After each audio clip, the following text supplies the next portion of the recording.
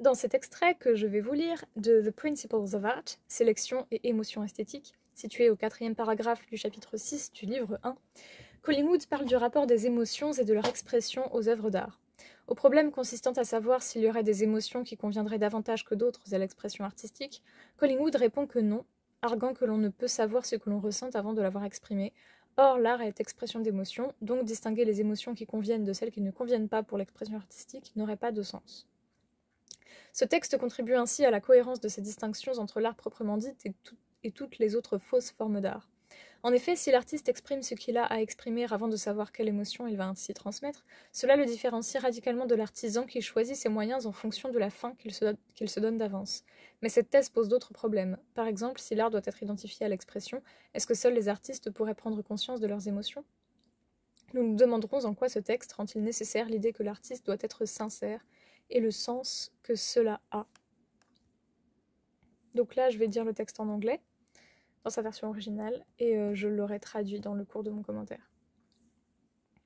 It has sometimes been asked whether emotions can be divided into those suitable for expression by artists and those unsuitable. If by art one means art proper and identifies this with expression, the only possible answer is that there can be no such distinction. Whatever is expressible is expressible. There may be ulterior motives in special cases which make it desirable to express some emotions and not others, but only if by express one means express publicly, that is, allow people to overhear one expressing oneself. This is because one cannot possibly decide that a certain emotion is one which for some reason it would be undesirable to express thus publicly, unless one first becomes conscious of it, and doing this, as we saw, is somehow bound up with expressing it. If art means the expression of emotion, the artist as such must be absolutely candid. His speech must be absolutely free. This is not a precept, it is a statement. It does not mean that the artist ought to be candid. It means that he is an artist only in so far as he is candid. Any kind of selection, any decision to express this emotion and not that, is inartistic not in the sense that it damages the perfect sincerity which distinguishes good art from bad, but in the sense that it represents a further process of a non-artistic kind, carried out when the work of expression proper is already complete. For until that work is complete, one does not know what emotions one feels, and is therefore not in a position to pick and choose, and give one of them preferential treatment.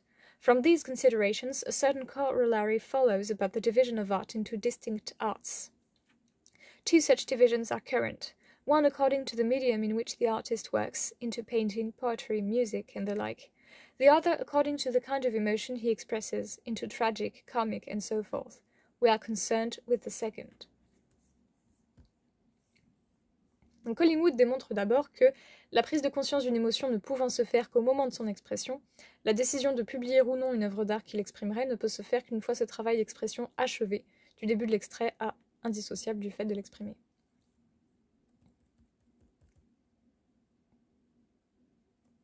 Oui, je traduis. Il montre enfin que cela implique une sincérité et une liberté absolue de la part de l'artiste, si l'art signifie l'expression d'une émotion, à la fin de l'extrait. Ainsi, produire telle émotion chez le public ne peut pas être une ambition préalable à l'élaboration d'une véritable œuvre d'art. Collingwood commence par exposer un problème de son époque en philosophie de l'art, sinon courant, du moins récurrent. On s'est parfois demandé s'il était possible de diviser les émotions entre celles qui conviennent pour l'expression des artistes et celles qui ne conviennent pas. Il y aurait donc, si l'on répondait oui, des émotions plus artistiques que d'autres.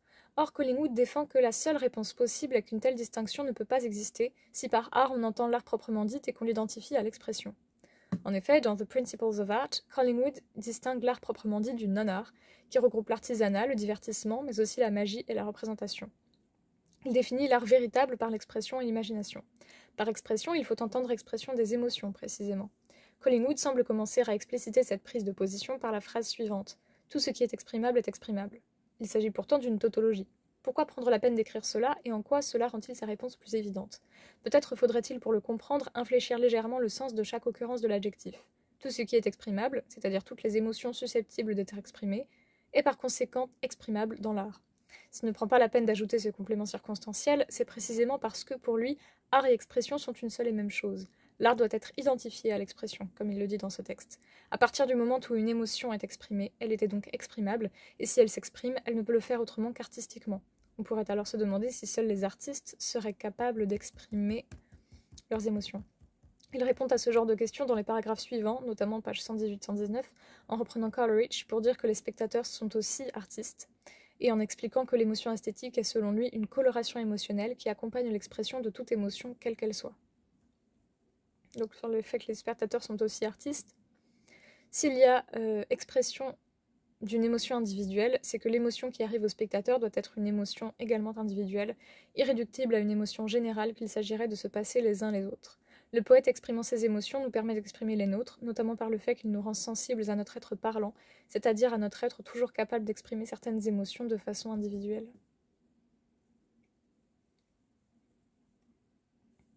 Collingwood apporte une nuance à son propos. Il peut y avoir des arrière-pensées dans des cas particuliers qui font qu'il est souhaitable d'exprimer certaines émotions et pas d'autres, mais seulement si par exprimer on entend s'exprimer publiquement, c'est-à-dire permettre aux gens de surprendre quelqu'un en train de s'exprimer. Notons qu'il utilise des guillemets pour parler de l'expression publique, car celle-ci ne constitue pas pour lui l'essence de l'expression. Cela signifie donc qu'on ne s'exprime pas d'abord pour les autres, mais on peut choisir, une fois les émotions exprimées, de les publier ou non, par pudeur ou pour des raisons sociales ou politiques, par exemple. On pourrait voir une contradiction dans les verbes permettre et surprendre dans la même phrase. Si c'est l'artiste qui décide de permettre aux gens l'accès à ses émotions, en quoi ces gens-là le surprendraient en train de s'exprimer, le terme anglais étant overhear. To overhear ne signifie pas seulement entendre, mais entendre par hasard, entendre quelqu'un ou quelque chose sans le vouloir, ou sans que la personne ainsi entendue ne le sache. A priori, l'artiste qui décide de publier ses émotions est au courant qu'il est entendu, et c'est même ce qu'il souhaite. Le spectateur également ne va pas à un concert ni n'achète un livre ou un tableau par hasard, quand bien même il ne connaîtrait pas encore l'artiste en question. L'œuvre lui est rarement imposée par inadvertance, il faut généralement faire la démarche de payer et de se déplacer pour accéder aux œuvres d'art. Quel sens peut alors avoir ce verbe dans ce contexte ? Peut-être réside-t-il dans le fait qu'on surprend toujours l'expression d'une émotion sur le vif, ou bien ce n'est pas de l'expression pure, et donc pas de l'art proprement dit pour Collingwood. L'expression d'une émotion est par excellence le kairos, l'occasion, l'instant irréversible toujours original et étonnant, surprenant. Bergson le résume bien en parlant de création continue d'imprévisibles nouveautés dans la pensée et le mouvant. Collingwood explique ensuite pourquoi il fallait selon lui distinguer l'expression pure de l'expression publique. En effet, il est impossible de décider qu'une certaine émotion est une émotion que, pour une raison quelconque, il ne serait pas souhaitable d'exprimer ainsi publiquement, à moins qu'on en prenne d'abord conscience, et faire cela, comme nous l'avons vu, est en quelque sorte indissociable du fait de l'exprimer. Pas de prise de conscience d'une émotion sans expression de cette émotion. L'existence et l'efficacité du travail analytique tentent à donner raison à Collingwood. L'expression développe la conscience et, éventuellement, guérit. Mais comme il le dit aussi, exprimer n'est pas décrire. Le meilleur moyen de ne pas exprimer sa colère, par exemple, est de dire « je suis en colère », car ce faisant, vous n'aurez transmis que l'aspect général de cette émotion et non exprimé sa singularité, ce sans quoi l'expression ne peut advenir. Exprimer, c'est précisément faire sortir de soi l'absolue singularité de son émotion. Or, évidemment, on ne peut décider de montrer ou de ne pas montrer une émotion dont on n'est même pas encore conscient. L'œuvre, la réalisation artistique, précède toujours la décision de publication. C'est parce que cette singularité est si importante que Collingwood en vient naturellement à parler de sincérité. Si l'art signifie l'expression d'une émotion, l'artiste en tant que tel doit être absolument franc. Son discours doit être absolument libre. Ce n'est pas un précepte, c'est une déclaration. Cela ne veut pas dire que l'artiste doit être franc, cela veut dire qu'il n'est artiste que dans la mesure où il est franc. Nous traduisons candid par franc et non candide, qui implique en français une naïveté péjorative qui n'est pas présente dans le terme anglais. Celui de franc transmet à la fois son sens de sincérité et celui de l'innocence qu'il véhicule malgré tout. En effet, comment exprimer l'émotion singulière en la falsifiant, soit par la généralité, soit par l'embellissement, ou par quoi que ce soit d'autre ? Dire « je suis en colère », c'est déjà rationaliser la chose, c'est déjà la trahir. Le discours doit également être libre des préoccupations extérieures à l'art, comme celle de savoir ce qu'il serait possible ou non d'exprimer publiquement. Toutes sortes de sélections, toute décision visant à exprimer telle émotion et non telle autre est inartistique, non pas dans le sens où elle porte atteinte à la parfaite sincérité qui distingue le bon art du mauvais, mais dans le sens où elle représente un processus ultérieur de type non artistique, réalisé lorsque le travail d'expression proprement dit est déjà terminé. On peut parfaitement décider de ce qu'on va montrer aux autres sans que cela n'entache la sincérité nécessaire à l'artiste. En revanche, cette décision ne fait pas partie du travail artistique et ne peut advenir qu'à la fin de ce dernier. Car tant que ce travail n'est pas terminé, on ne sait pas quelles émotions on ressent, et on n'est donc pas en mesure de choisir et d'accorder à l'une d'entre elles un traitement préférentiel. Cette affirmation explique la thèse soutenue, mais entre peut-être en contradiction avec une autre thèse soutenue dans le livre, celle de l'œuvre existant dès sa présence dans le cerveau de l'artiste. En effet, Collingwood ne se détache pas de sa thèse radicale selon laquelle ce qui fait qu'une œuvre d'art est une œuvre d'art est seulement le fait que c'est un acte d'imagination, qu'elle existe ou qu'elle n'existe pas. Elle peut être produite par une imagination même quand elle n'est pas là. Le fait d'écrire et de faire jouer une mélodie qu'on imagine n'a en quelque sorte aucune importance. Ce n'est pas cela qui va faire de cette mélodie une œuvre d'art.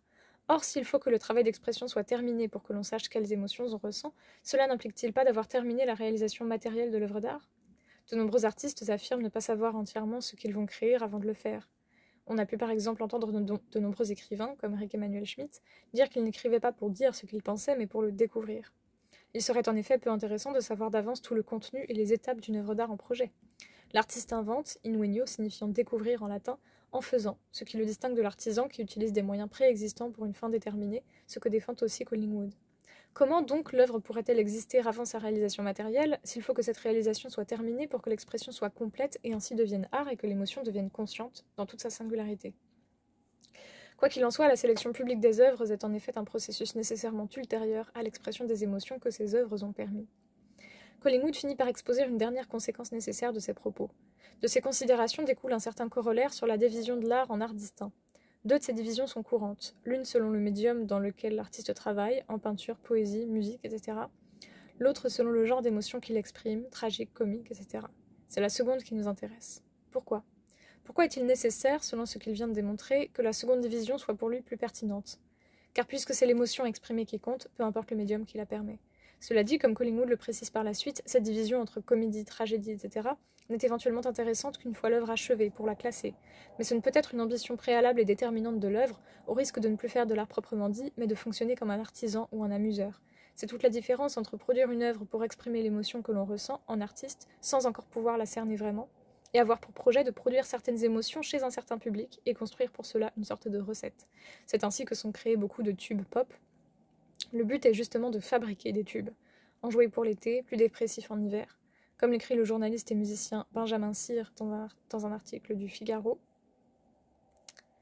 Donc dans Peut-on dire que toutes les musiques se valent? La musique est devenue un marché conséquent et ultra concurrentiel dont l'industrie est dominée par des mastodontes qui évitent au maximum la prise de risque et tentent à appauvrir ce qui arrive sur nos enceintes. Or, que l'on considère le rap ou la pop produits en majors ou assimilés, les enjeux sont les mêmes. Quand les auditeurs reçoivent un morceau, le plus souvent poussé par une promotion multi-support et sans limite, les producteurs ont besoin que la sauce prenne immédiatement. Pour cela, rien ne vaut mieux que de sans cesse recycler les mêmes plats, d'appauvrir les usages harmoniques, de manière à ce que l'auditeur ait un sentiment de familiarité dès la première écoute d'un morceau. Il n'y a nul hasard si une part considérable des plus grands succès internationaux entendus ces dernières années sont le fruit d'une seule et même structure de production, dirigée par l'énigmatique producteur suédois Max Martin, l'homme qui aura sans doute le plus œuvré à l'appauvrissement de la musique dans le monde. Jugez plutôt d'une partie des noms figurant dans l'écurie du magnat scandinave. Britney Spears, Céline Dion, Pink, Avril Lavigne, Katy Perry, Usher, Maroon 5, Justin Bieber, Taylor Swift, Shakira, Jennifer Lopez, Ariana Grande, The Weeknd, Selena Gomez, Justin Timberlake, Ed Sheeran, Lady Gaga, Coldplay, et on en passe. Ce n'est pas un mal en soi qu'une telle brochette de stars bénéficie des services d'un seul et même homme. Le problème est que celui-ci a établi une sorte de recette quasi algorithmique du succès, fondée sur l'application de 11 postulats, qu'il applique à l'envi sur l'essentiel des titres dont il a la responsabilité, qu'importe le genre de ceux-ci. Il en a fait l'aveu en 2017, dans l'une de ses rarissimes interviews données à l'occasion d'une masterclass. Or, parmi ces 11 postulats, qui sont évidemment une synthèse approximative du travail du producteur, plusieurs expliquent l'appauvrissement d'une bonne part de la musique qui nous arrive. Parmi eux, le fait de non seulement simplifier la mélodie au maximum, tout en la rendant la plus efficace possible, ce qui n'a rien d'évident, mais surtout de la décliner astucieusement à la fois dans les couplets et dans les refrains d'un même morceau.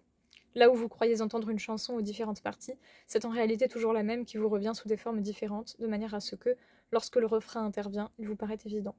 Hélas, cela signifie aussi que la chanson sur laquelle vous vous balancez est obligatoirement d'une grande pauvreté musicale. Business is business. Ce n'est donc pas le genre qui donne à une musique sa valeur intrinsèque, mais la manière dont on la conçoit et le but pour lequel on la compose. Le problème n'est pas tant cet usage de ce qu'on pourrait appeler la forme thème et variation, qui après tout se pratique depuis des siècles de façon très plaisante, complexe et intéressante, chez Bach notamment. Benjamin Cyr accorde d'ailleurs qu'il faut certaines compétences solides pour être capable de faire ce que fait Max Martin. Mais l'on peut imaginer que Collingwood serait d'accord avec la dernière phrase de cette trop longue citation. La systématisation d'une recette qui a pour but de produire des tubes, c'est-à-dire de l'argent, ne peut pas relever de l'art proprement dit. Cela se rapproche davantage de l'artisanat et, en l'occurrence, du divertissement et de son industrie. Collingwood affirme dans ce texte qu'on ne peut pas décider de publier des œuvres exprimant certaines émotions avant de les avoir exprimées dans ses œuvres. Par conséquent, toute émotion exprimable convient à l'expression artistique et cela est presque une tautologie. On décide en effet de publier ou non des œuvres après les avoir créées, tandis qu'on est décidé à les créer, pourrait-on dire.